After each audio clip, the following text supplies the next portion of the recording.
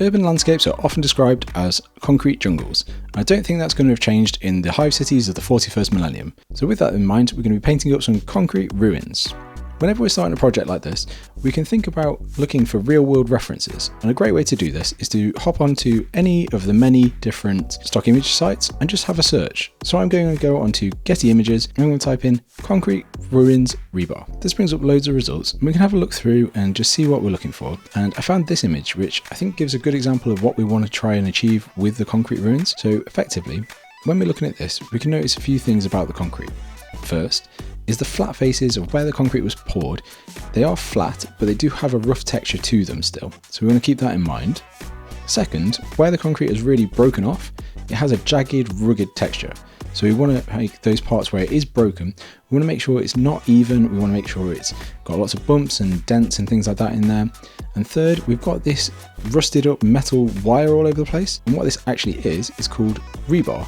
And this is a steel rod which is placed inside the concrete when it's poured to give it structure and shape. When the concrete is broken though, it does come out, all over the place like this. When it's poured, it goes into really uniform, directly straight shapes. But yeah, when it comes out, it goes all over the place and gets really rusty. So these three things we want to keep in mind. Now, the material we're going to be using to build our concrete is this blue foam. And I've got it from AK Interactive. And all we're going to do to begin with is we're going to take a hobby knife and we're going to carve it up into shapes. You can look back at the reference images if you want to give some ideas of the shapes you're looking for. I'm looking for blocks and pillars, so I'm going to do that. And once we've got all our different shapes here, we can see that we've got the smooth edges from our really smooth cuts, but we also got some jagged edges where it wasn't as smooth, which is great. That's exactly what we're looking for with the shapes of the concrete. But the smooth faces are a little bit too smooth, so what we're going to do is take some kitchen foil, scrunch it up into a ball so we've got some sharp edges, and we're going to just roll it across the surface. So this is going to dent the surface and give it that texture that we're really looking for. We can do that all over. We can even do it on the jagged edges and it just gives it even more texture. If we want even more texture, we can just use our nails and just pull off bits of the foam, and that will leave that inner jagged core showing through. For the rebar, we're using some Gale Force 9 scale model barbed wire, and this is perfect.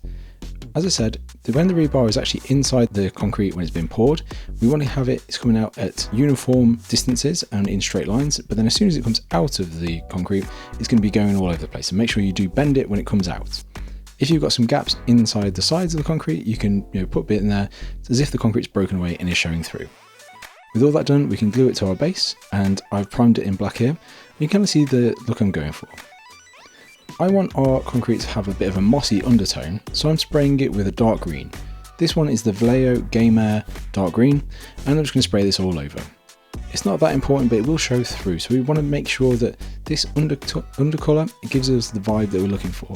If you want something that's very cool, you could go for a blue, or if you want something a bit warmer, you could even go for a red maybe, but you want to make sure this is a dark colour, not too much brighter than the black, just something with a tone in there to give a different feel to the whole model. Once that's dry, we're going to move on to the next step, which is actually painting the proper concrete colours. And I picked out these 4 colours from AK Interactive. We're going to be working from dark to light, and one of the good things about the texture of the concrete is that we're going to be working with stippling and dry brushing, so really easy techniques, nothing fancy.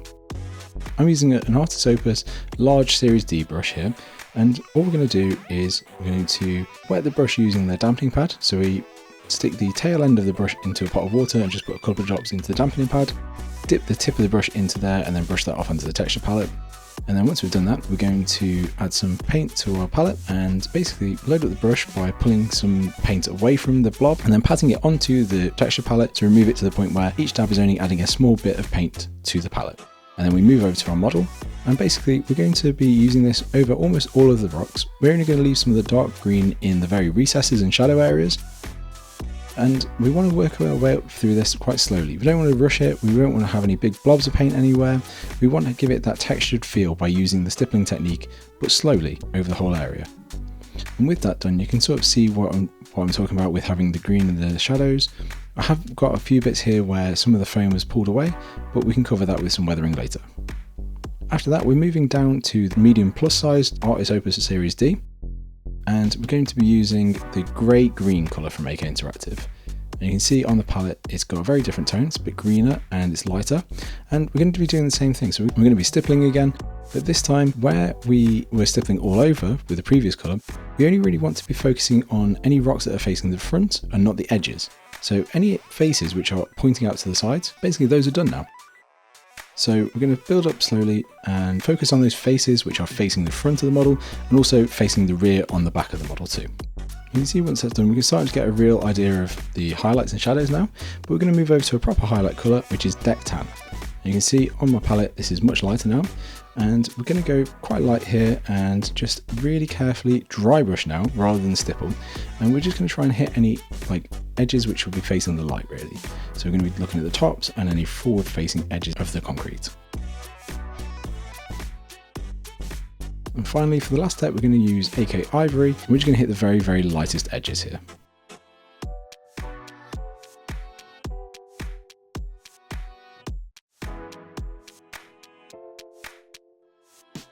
And with that done, that's all our concrete colours down. Now would be a good time to apply any transfers. Good idea is to apply a transfer, wait for it to dry a bit, and then use the kitchen foil to roll it to make sure it conforms to the texture of the concrete. But don't roll too hard because you don't want to break through the paint layers that you've already done. With those done, it's onto the rust, and there's 1,000 different ways you can paint rust, as you've probably seen on the channel, but one of the simplest ways is just going with a dark reddish brown, but then use some AK Extreme Rust enamel wash over there to give it that bright orange feel. You can also use the Extreme Rust wash to create some rusty streaks to really sell that rusting effect. Focus on them coming out of where the rebar leaves the concrete and is spilling down the concrete faces. It really sells that rusty look, like it's been sitting there for a while.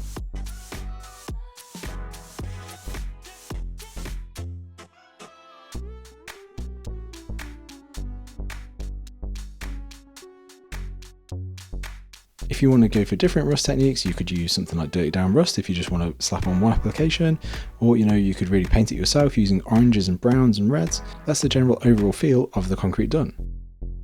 After the rust, it's all about tying the concrete into the environment that's in. Obviously you can put it in any environment you want, but I'll just show you what I've done here. So I've applied some mud to the base and made sure that it's piled up around the concrete. And then once that dried, I applied some AK dark green enamel wash. This is going to give it a nice greenish undertone to the whole base. Then make sure to get it on the edges of the concrete as it's in the bottom of the mud.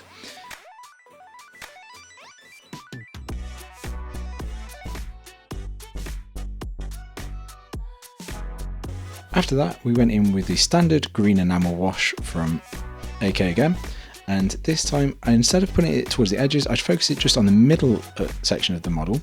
So we're creating again another column of light towards the middle to draw the eye into the model, and with that I also applied it a little bit on top of the concrete at the bottom and going further up the sides of the concrete, so as concrete goes up it gets a bit lighter green.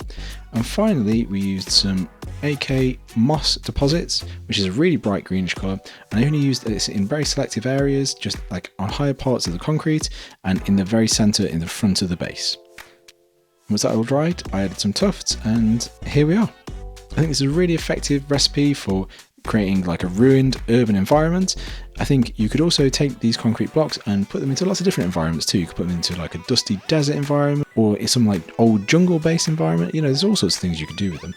If you do find this tutorial useful, please subscribe to the channel and let me know in the comments below. If you do put the tutorial to use, please send me some pictures on social media. I love seeing it when people use the tutorials. It really makes all this worthwhile. And yeah, thanks very much for watching everyone. See you later. Bye.